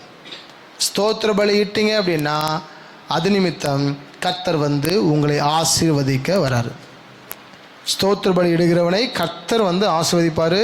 அவனுக்கு கிருபை கிடைக்கும், சமாதானம் கிடைக்கும், அவனுக்கு பிரசன்னம், அவன் முகம் பிரசன்னமாக இருக்கும், அவங்ககிட்ட வெளிச்சம் இருக்கும். இருளானவர்கள் யாரும் அவங்ககிட்ட வர முடியாது. ஆனால் ஸ்தோத்திர பலி ஏறெடுக்கலை அப்படின்னா அவனுக்கு முன்னாடி ஆண்டவர் சாபத்தை வச்சிருக்கிறார். உங்கள் முன்னாடி நீங்கள் ஸ்தோத்திர பலி ஏறெடுக்கலைன்னா உங்கள் முன்னாடி சாபத்தை வச்சிருக்கிறாரு. நீங்கள் நேரத்துக்கு ஜெபிக்கலைன்னா சாபத்தை வச்சிருக்கிறாரு. நான் சபையில் மாத்திரம் பரிசுத்தமானா இல்லை, சபை விட்டு வெளியே போனாலும் நான் பரிசுத்தமாய் வாழ வேண்டும். கர்த்தருடைய கண்கள் நீதிமான்கள் மேல் நோக்கமாக இருக்கிறதாக வசனம் சொல்லுகிறது. அப்போது கர்த்தருடைய கண்கள் நீதிமான்கள் உங்கள் மேல் நோக்கமாக இருக்கிறது. அப்போ அவருடைய கண் இமைகள் உங்களை சோதித்தருகிறது. அவர் கண் இமை உங்களை பார்த்துட்டே இருக்குன்னு வசனம் சொல்லுது. சபையில் மாத்திரமல்ல, வெளியே போனாலும் உங்களுக்கு கண் பார்த்துட்டு இருக்குது. சபையில் ஊழியரை உங்களை பார்த்துட்டு இருப்பார் ஒரு 2 மணி நேரத்துக்கு. ஆனால் சபை விட்டு வெளியே போயிட்டா கர்த்தருடைய கண்கள் உங்கள் மேல் நோக்கமாக இருக்கிறது. அப்போ ஆங்காங்கே நீங்கள் கர்த்தரை மகிமைப்படுத்தி கொண்டு ஆங்காங்கே நீங்கள் கர்த்தரை ஆராதிக்கக்கூடியவர்களாக இருக்க வேண்டும். ஆமென். அப்படி இருப்பீங்க அப்படின்னா உங்கள் எல்லைகளை கர்த்தர் ஆசீர்வதிப்பார். எங்கள் வசனம் சொல்கிறது, உங்களுக்கு முன்பதாக ஆசீர்வாதத்தையும் சாபத்தையும் வைத்திருக்கிறார். எனவே அந்த ஆசீர்வாதத்தை நீங்கள் பெற்றுக்கொள்வதற்கும் அதை பறித்து கொள்வதற்கும் அதை எடுத்துக்கொள்வதற்கும் நீங்கள் என்ன செய்யணும் அப்படின்னா முயற்சிகள் பண்ணணும். இல்லை அப்படின்னா ஐக்கியம் இல்லை, சமாதானம் இல்லை. ஐக்கியம் இல்லைன்னா சமாதானம் இருக்காது. நீங்கள் சபை ஐக்கியம் இல்லைன்னா சமாதானம் இருக்காது. நீங்கள் கர்த்தர் சமூகத்தில் உட்காரல அப்படின்னா சமாதானம் இருக்காது. கர்த்தருக்கு ஸ்தோத்திர பலி ஏறுக்கலாம் சமாதானம் இருக்காது. சபை மாத்திரமல்ல, எல்லா இடத்துலையும் நீங்கள் இருக்கிற எல்லா இடத்துலையும் உங்கள் பரிசுத்தத்தை நீங்கள் காப்பாற்றிக் கொள்ள வேண்டும். அப்பொழுது உங்களுக்கு ஆசீர்வாதம் கிடைக்கும். இல்லை என்றால் அது பக்கத்தில் ஒன்று இருக்குது, சாபத்தையும் அவர் வைத்திருக்கிறார், 2த்தையும் வைத்திருக்கிறார். நீங்கள் தான் சூஸ் பண்ணிக்கணும். யார் சூஸ் பண்ணிக்கணும்? நீங்கள் தான் எடுத்துக்கணும், நான் தான் எடுத்துக்கணும். எனக்கு தேவையானதை நான் தான் எடுத்துக்க போகிறேன்.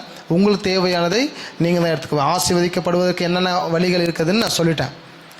ஒன்று கொடுங்க, ஐக்கியப்படுங்க, ஒருமித்து வாசம் செய்யுங்க, ஸ்தோத்திர பலி ஏறிடுங்க, கர்த்தருக்கு முடிந்த அளவு ஸ்தோத்திர பலி ஏறிடுங்க. உங்கள் வாழ்க்கை அவரை எப்பொழுதும் பிரதிபலிக்கக்கூடியதாக இருங்க. உங்கள் வாழ்க்கை, உங்கள் பேச்சு, உங்களுடைய சிரிப்பு, உங்களுடைய முகத்தோற்றம், நல்லா ட்ரெஸ் கோட் பண்ணுங்க, நல்லா நீட்டாக இருங்க, நல்லா தெளிவாக பேசுங்க. தேவையில்லாத காதுக்குள்ளே கேட்காதீங்க. எங்கெல்லாம் பரிசுத்தத்துக்கு எனக்கிட்ட பரிசுத்தம் இல்லாத மாதிரி இருக்குமோ அதில் எதையும் நீங்கள் தலை போடாதீங்க. கண்ணில் பார்க்குறது சரியாகவே பார்க்க முயற்சி பண்ணுங்கள். பேசுகிறது சரியாகவே பேச முயற்சி பண்ணுங்கள். சில நேரத்தில் நம்ம ஏதாவது பேசிட்டு இருக்கோம், பேசி நிறைய பேச்சு வாங்குவோம் வீடுங்களில். பிசாசு நம்மளை ஏதாவது பேச வைப்பான். வசனம் சொல்லுது, வார்த்தை சொற்கள் மிகுதியானால் பாவம் பிறக்கும். சொற்கள் மிகுதியாச்சுன்னா பாவம் பிறக்கும்னு வசனம் சொல்லுது. அப்போ இயன்ற மட்டும் யார் பேசினாலும் நம்ம பேசாமல் அப்படி இருப்பது, ஒதுங்கி இருப்பது இன்னும் மகிழ்ச்சியானது, நல்லது. அதனால் நம்ம முட்டாள் கிடையாது. அங்கே நம்ம சமாதானம் ஏற்படுத்தியிருக்கிறோம். சமாதானத்தை செய்கிறவன் பாக்கியவான், அவன் தேவனை புத்திரன் எனப்படுவான். நாமளும் பேசி அவங்களும் பேசி நாமளும் பேசி அவங்களும் பேசி சண்டைக்கு அப்புறம் அடிச்சிட்டாங்கன்னா நம்ம என்ன பண்ணுறது அப்புறம்? ஸோ நம்ம இயன்ற மட்டுமாக முடிஞ்ச மட்டுமாக ஒதுங்கி இருப்பது நல்லது. சண்டை வரமா இருக்குதா, மகிழ்ச்சி, நீ பெரிய அளவே இந்த போப்பாவா. ஒதுங்கி இருப்பது மிகவும் நல்லது. ஏன்னா என் பேச்சு நிமித்தம் நான் பாவம் செய்யாதபடிக்கு நம்ம கவனிக்க வேண்டிய மிக முக்கியமானது. யோபு தன் உதவினாலே பாவம் செய்யவில்லை என்று வசனம் சொல்லுது. தன் பேச்சு நிமித்தம் கூட அவன் கர்த்தரையோ மக்களையோ அவன் இகழ்வாய் பேசாதபடிக்கு அவன் தன்னுடைய உத்தமத்தில் உறுதியாக இருந்ததாக யோபை குறித்து யோபு சொல்லுகிறதை பார்த்துருக்கிறோம். அப்போ நீங்கள் சமாதான பலியை ஏறெடுங்க. ஏன்னா எங்கே பலி செலுத்தினோ அங்கே 3 ஆசீர்வாதம் சொல்லிட்டேன் உங்களுக்கு. பிளஸ்ஸிங், பிதா குமாரன் பரிசுத்த ஆவியானவர். பிதாவை தேவன் உங்களுக்கு காப்பாற்றுவார். குமாரன் தேவனுடைய வெளிச்சத்தில் நீங்கள் இருப்பீங்க. 2வது அவர் கிருபையில் இருப்பீங்க. பரிசுத்த ஆவியானுடைய சமாதானத்தில் நிலைச்சிருப்பீங்க. எப்போது நீங்கள் ஸ்தோத்திர பலியை ஏறெடுக்கும் போது, பலிகளை செலுத்தும் போது. நமக்கு இருக்கிற பலிகள் ஸ்தோத்திர பலி 1. அந்த பலியை நேரம் கிடைக்க நீங்கள் செலுத்துங்க. வீட்டில் நேரம் கிடைக்க செலுத்துங்க. தனிப்பட்ட முறையில் நேரம் கிடைக்கும் போது செலுத்துங்க. சபைக்குள்ளாக ஒரு ஐக்கியத்திற்குள்ளாக சகோதரர் ஒருமித்து வாசம் செய்வது ஒரு அபிஷேகம் தைலம் ஊற்றப்படுவதற்கு சமானம். அப்போ சபை கூடுவது என்பது பரிசுத்த ஆவியானவர் நம்ம கற்றுக் கொடுத்ததான மிகப்பெரிய ஒரு உடன்படிக்கையாக இது இருக்கிறது. ஆமென். எனவே